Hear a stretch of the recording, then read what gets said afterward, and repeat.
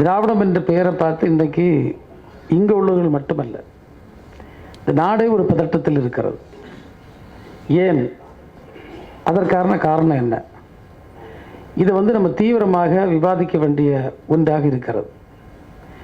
இன்றைக்கு இந்திய துணைக்கண்டத்தில் இருக்கக்கூடிய அரசியல் கட்சிகள், எந்த கட்சிகள் சித்தாந்த ரீதியாக ஆர்எஸ்எஸ்ஸையும் சங்க பரிவார அமைப்புகளையும் எதிர்க்கிறது என்ற கேள்விக்கு அதற்கு சரியான பதில்தான் இன்றைக்கு திராவிட முன்னேற்றக் கழகம், இந்த இயக்கங்கள் இன்றைக்கு அதற்கு ஒரு சவாலாக சித்தாந்த ரீதியாக இருப்பது தான் இந்த அச்சத்திற்கான காரணம் என்பதை நாம் தயவு செய்து புரிந்து கொள்ள வேண்டும். எனவே இந்த கொள்கைகளை, இந்த சித்தாந்தங்களை நாம் மிகப்பெரிய அளவில் எடுத்து செல்ல வேண்டிய ஒரு கடமை. நம்ம தமிழ்நாட்டோடு நிறுத்திவிடக்கூடாது. இந்த பிரச்சாரம் என்பது வட இந்தியாவில் இருக்கக்கூடிய மாநிலங்களுக்கும் இன்றைக்கு எடுத்து செல்ல வேண்டிய ஒரு நிர்பந்தமான நிலையில் நம்ம இருந்து கொண்டிருக்கின்றோம். நம்முடைய அக்கா அருள்மொழி அவர்கள் பேசுகின்ற போது அந்த அழகாக அந்த வெளிநாட்டு பெண்மணி எழுதிய புத்தகத்துக்கும் அதற்கு விமர்சனங்களை பற்றியெல்லாம் குறிப்பிட்டார்கள். நாங்கள் சில மாதங்களுக்கு முன்னால் தோள்சீலை போராட்டத்தினுடைய வரலாறு, அந்த தோள்சீலை போராட்டம் என்பது பெண்கள் மேலாடை அணிவதற்கு இருந்த அது தடை, அதை உடைத்தறிவதற்கான போராட்டம் கன்னியாகுமரி மண்ணில் 1822 ஆரம்பித்தது. அந்த போராட்டத்தின் 100 ஆண்டு நிறைவு என்று நாங்கள் சென்ற ஆண்டு ஒரு மிகப்பெரிய மாநாடு போல ஒன்றை நாங்கள் நடத்தினோம். அந்த நேரத்தில் நம்முடைய மாண்புமிகு முதல்வர்களும் கேரளாவினுடைய மாண்புமிகு முதல்வர்களும் கலந்து கொண்டார்கள். அந்த கூட்டத்தை நிறுத்த வைப்பதற்கு எனக்கு அவ்வளவு நெருக்கடி. தலைவற்றே போயிட்டானுவ, இப்படி ஒன்று தேவையில்லை, இவர் தேவையில்லாமல் ஒரு சர்ச்சையை உருவாக்குகிறார் என்று. அப்போ எவ்வளவு தூரம் அவர்களுக்கு அலறல் வருகிறது. நம்ம அன்பா ஒரு சிலர்கிட்ட கேட்டேன், என்ன பிரச்சனைன்னு. எதுக்கப்போ அந்த பழையதில் நீங்கள் தோன்றுங்க, பழையது இன்றைக்கும் ஒரு ஆயுதமாக, அச்சுறுத்தலாக எங்கள் தலைக்கு மேல் தொங்கிக் கொண்டிருக்கிறது, எப்படிப்பா நாங்கள் வரலாறாக பேசாமல் இருக்க முடியும் என்று சொல்லி இதை நாங்கள் நடத்தினோம். இன்றைக்கு வரலாற்றை மறைப்பதற்கு நீங்கள் பார்த்தீங்கன்னா, இன்றைக்கு உத்தரப்பிரதேச அரசாங்கம் ராமர் கோயிலுக்கு விழா எடுப்பதற்கு தயாராகி கொண்டிருக்கிறது. ஒரு மதசார்பற்ற நாட்டில் ஒரு மதசார்பற்ற தன்மையை வலியுறுத்தி இருக்கக்கூடிய அரசமைப்பு சட்டம் இருக்கக்கூடிய நாட்டில் இன்றைக்கு ஊபி அரசாங்கத்தின் அந்த டூரிசம் மற்றும் கலாச்சாரத்துறை, சுற்றுலா மற்றும் கலாச்சாரத்துறை எல்லா மாவட்டங்களுடைய ஆட்சித்தலைவர்களுக்கு கடிதம் எழுதி, நீங்கள் ஊரில் இருக்கக்கூடிய அனுமார் கோயில்கள், ராமர் கோயில்கள், வால்மீகி கோயில்களில் நீங்கள் ராமர் பஜனை நடத்துங்கள், அதை மாவட்ட ஆட்சித்தலைவர்கள் ஒருங்கிணைங்க, அந்த பஜனைகள் நடத்தி அந்த மக்களை அனுப்புங்கன்னு சொல்லலாம். எப்படிப்பட்ட இது அநியாயம்! இதை பார்த்தீங்கன்னா அதுக்குள்ளே இன்னும் ஒரு சிறப்பு இருக்குது. ஒன்று, எப்படி இதுக்கு ஒரு மத வடிவம் கொடுத்து ஒரு அரசியலாக மாற்றுவதற்கு ஒரு அரசு இயந்திரத்தை ஒரு மதசார்பற்ற நாட்டில் பயன்படுத்துகிறார்கள் துணிச்சலாக. இன்னொன்று பார்த்தீங்கன்னா, இந்த வால்மீகி கோயில்கள் என்பது அங்கே இருக்கக்கூடிய பட்டியலின சமூக மக்கள் அதிகமாக போகக்கூடிய கோயில்களாம். இப்போ அவங்கள்ட்ட 22% வாக்கு வங்கி இருக்குது. அதை எப்படிடா எடுப்பது என்ற உள்நோக்கத்தோடு அவர்கள் இன்றைக்கு அந்த வால்மீகி கோயில்களுக்கு செல்லுகின்ற பக்தர்களை குறிவைத்து அவர்கள் பிடிப்பதற்கான முயற்சியில் ஈடுபட்டிருக்கிறார்கள் என்கின்ற செய்தி தான் ஒரு பெரிய அச்சுறுத்தலான செய்தி. இன்றைக்கி அவர்கள் இதை சாதாரணமாக நீங்கள் பண்ணலை. இப்போ நான் கன்னியாகுமரி மாவட்டத்தில் இருந்துகிட்ருக்கேன். எங்களுக்கும் அவங்களுக்கும் எவ்வளவு பெரிய பிரச்சனை நடந்து கொண்டிருக்கிறது என்பது பெரும்பாலாமல் இங்கே இருக்கக்கூடியவங்களுக்கு தெரியும்னு நான் நினைக்கிறேன். அந்த அளவுக்கு போட்டி, அந்த அளவுக்கு பிரச்சனை. இன்னைக்கு ஒரு மிகப்பெரிய எதிரியாக திமுகவை பார்க்கின்றான் என்று சொன்னால், அல்லது திராவிட இயக்கங்களை பார்க்கின்றார்கள் என்று சொன்னால், திராவிடம் என்ற வார்த்தையை பார்க்கின்றான் சொன்னால், இன்றைக்கு இந்திய துணைக்கண்டத்தில் கொள்கை ரீதியாக, சித்தாந்த ரீதியாக ஆர்எஸ்எஸ்ஸையும் சங்க பரிவார அமைப்புகளையும் தோலிருத்து காட்டக்கூடிய இயக்கமாக நாம் இருந்து கொண்டிருக்கின்றோம். இன்றைக்கு யார் இவ்வளவு அழுத்தம் திருத்தமாக சமத்துவத்தை பற்றி பேசுகின்றோம்? சிலர் இந்த இடைப்பட்ட காலத்தில் நமக்கு ஏற்படக்கூடிய முன்னேற்றத்தை வைத்துக்கொண்டு இனி இதெல்லாம் ஒன்றுமே ஆகாதுன்னு தைரியத்தில் இருந்துகிட்டு இருக்கான். அவன் இதை பேசலை. நீங்கள் சிலர் பார்த்தீங்கன்னா, நம்ம அண்ணா அன்றைக்கி ஃபெடரலிசம் பற்றி பேசுகிற நேரத்தில் நிறைய பேருக்கு அது கசப்பாக இருந்தது. இன்னைக்கு கூட நிறைய பேருக்கு புரியலை. அதை பாருங்கள், நம்ம பணம் கேட்டால் அவன் திமிரு பேசுகிறான். நம்ம பணம் கேட்டால் திமிரு. நான் என்ன போட்ட கடன் கேட்ட வந்திருக்கேன். நான் கெட்ட பணத்தில் எனக்கு உரிய தொகையை கேட்டுட்டு இருக்கேன். நம்ம ஜெயரஞ்சன் சார் இருக்கார், நிறைய பேசிட்டு இருக்காரு, விளக்கங்கள் சொல்லிட்டு இருக்காரு. அந்த நிதி ஆணையம் சொல்லுது 42% நிதி வந்து நீ ஜிஎஸ்டியில் கொடுக்கணும்னு. அதை குறைச்சி 29 கொண்டு வச்சிருக்கான். எவ்வளவு பெரிய ஒரு வேறுபாடை இன்றைக்கு காட்டிக் கொண்டிருக்கின்றார்கள். இந்தி பேசுகின்ற மாநிலங்களுக்கு எப்படி நடத்தப்படுகிறார்கள். நம்ம இப்போ நடத்துகிறோம்.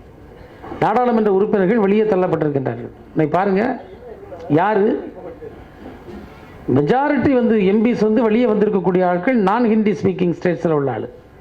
இந்தி பேசாத மாநிலங்கள் இருக்கக்கூடிய நாடாளுமன்ற உறுப்பினர்கள் தான் பெரும்பான்மை வேறு.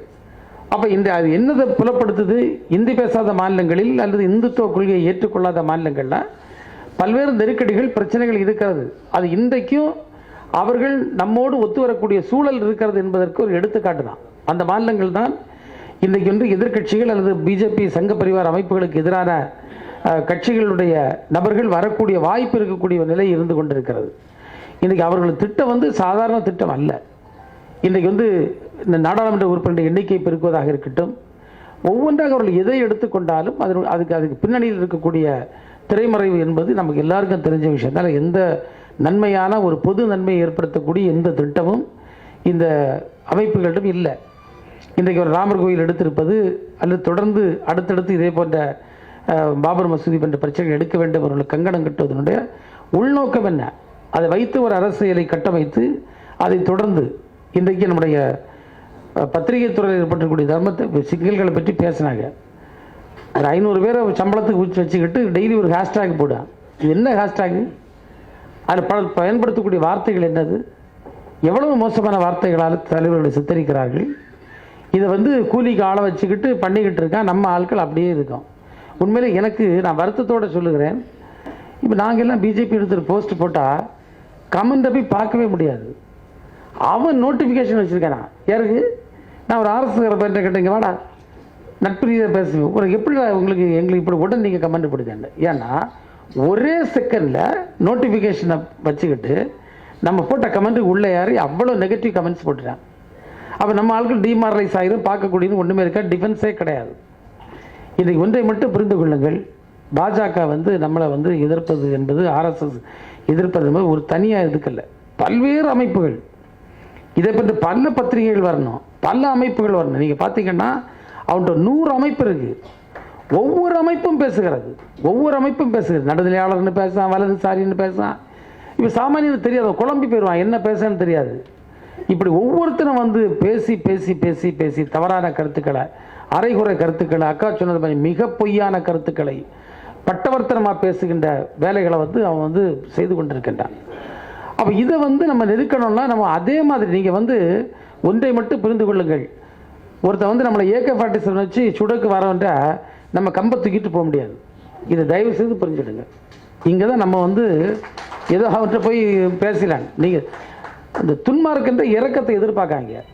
நீங்கள் அவன்கிட்ட வந்து ஒரு இறக்கமும் நீங்கள் பார்க்க முடியாது. நீங்கள் இறக்கப்பட்டால் அவன் அமைக்கணும், அவ்வளோதான். ஈஸியாக போச்சு வேலை. இவன் அடித்து பிடிச்சி உள்ளே போடுறான், இவன் தானே வந்து மாட்டிட்டான், சிக்கிட்டான்னு தூக்கி போட்டுருவான். இதுதான் அவங்களோட நிலைப்பாடு.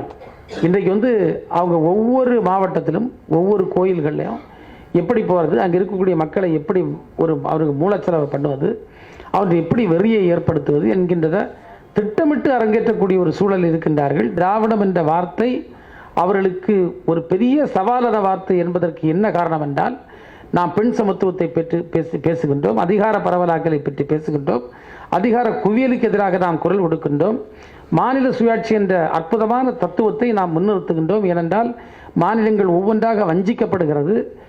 அதனால் நம்ம அதை எதிர்த்து நீங்கள் பார்த்தீங்கன்னா, முதல்ல எஜுகேஷனை கையில் எடுத்தாச்சு, அவங்க ஹெல்த்தை கையில் எடுத்தாச்சு. இந்த COVID-19 நடந்த நேரத்தில் ஒன்றிய அரசு ஏதாவது மாநிலங்களை கலந்தாலோசித்தா, எதையாவது கேட்டானா, எதுவுமே நீங்கள் பண்ணலை.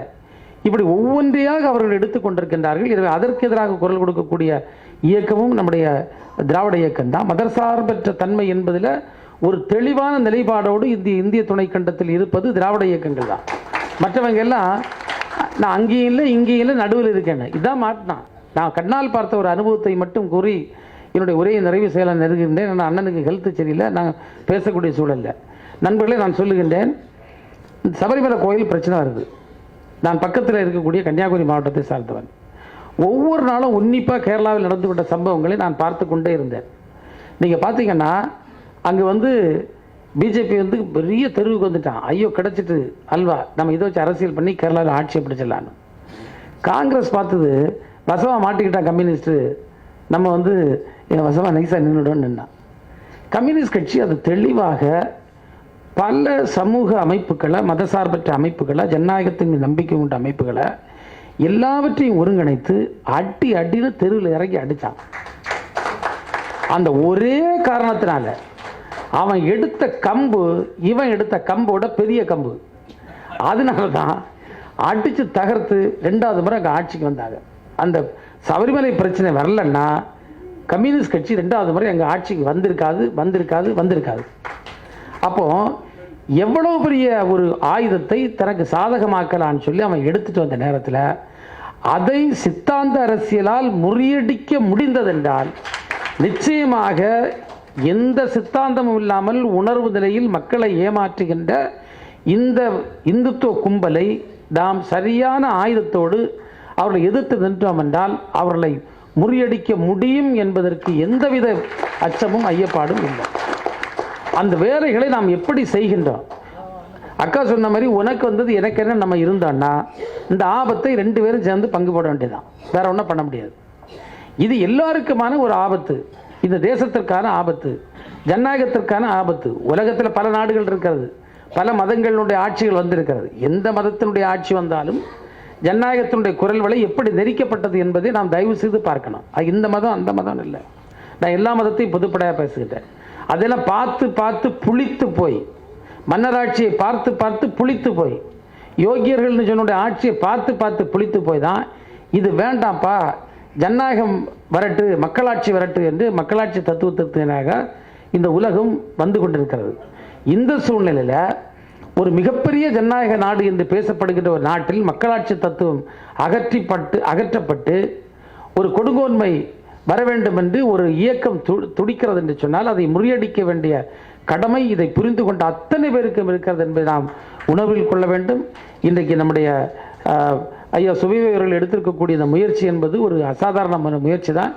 பத்திரிகை துறையில் இருக்கக்கூடிய சவால்கள் அதுக்கு இருந்தாலும் அதையும் முறியடித்து செய்திகளை இளைஞர் சமூகத்திற்கு கொண்டு சொன்னேன். நிறைய இளைஞர்களுக்கு உண்மையிலே எதுவுமே தெரியல. அவனுக்கு நான் எல்லா பெண்கள் கூட்டங்களில் போச்சுமே, ஆமாம் உங்களுக்கு படித்த பிள்ளைகள் கூட தேவதாசி முறை உங்களுக்கு தெரியுமா? தெரியாது. நீங்கள் வந்து இந்த கைம்பெண் அந்த கொடுமைகள் நீங்கள் கேள்விப்பட்டிருக்கிறா? நீங்கள் வந்து உடன்கட்டை ஏறுதல் பற்றி தெரியுமா? தொழிற்சிலை போராட்டத்தின் வரலாறு உங்களுக்கு தெரியுமா? பலருக்கு தெரியாது. அதை பற்றி தெரிந்து கொள்வதற்கு விரும்பலை. இந்த இளைஞர்கள் வந்து நம்ம சொன்னால் ஒத்துக்கிடுவானா? அப்போ எந்த வடிவத்தில் நாம் கொண்டு செல்ல இருக்கின்றோம், எப்படி அவர்களிடத்த செய்திகளை சென்று சேர்க்க இருக்கின்றோம் என்பது நிச்சயமாக இந்த திராவிட சித்தாந்தத்தை ஏற்றுக்கொண்டவர்கள் அல்லது பொது உடைமை கருத்துக்களை ஏற்றுக்கொண்டவர்கள், ஜனநாயகத்தின் மீது மதசார்பற்ற தன்மையின் மீது நம்பிக்கை கொண்ட அனைத்து இயக்கங்களும் ஒன்றிணைந்து இவர்களை மிக வலுவாக களத்தில் நாம் எதிர்க்க வேண்டும். அதற்கு நாம் எல்லாம் துணை நிற்போம் என்று சொல்லி உங்களுடைய முயற்சிக்கு என்னுடைய மனமார்ந்த வாழ்த்துக்களையும் பாராட்டுகளையும் தெரிவித்து நான் விடைபெறுகின்றேன். நன்றி, வணக்கம்.